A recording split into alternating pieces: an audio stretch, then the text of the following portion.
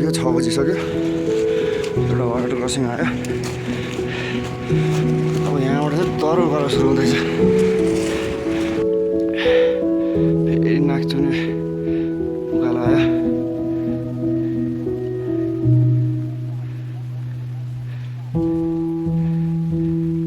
नाम चाहिँ थाहा छैन कुन हिमाल हो यो चाहिँ लाङटाङ हो मान्छेहरू थुप्रै आउने हुनुहुन्छ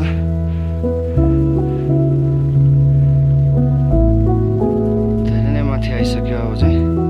सास पनि एकदम फुलिरहेको छ ढुङ्गाको गजब रहेछ यहाँनिर चाहिँ अब आधी 1 घन्टा जति लाग्ला सायद माथि पुग्न जति हिँड्यो पनि पुगिँदैन त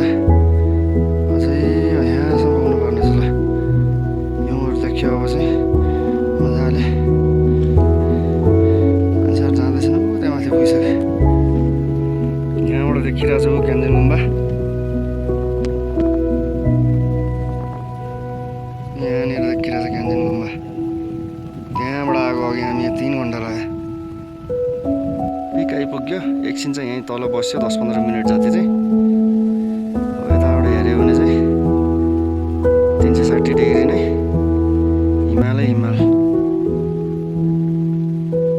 जता हेऱ्यो नि हिमाल माथि पिक पनि गइदिनु पर्यो यहाँसम्म आइसकेको छ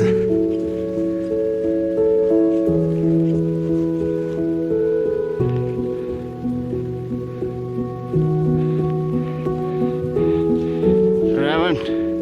उडेको छ मजाले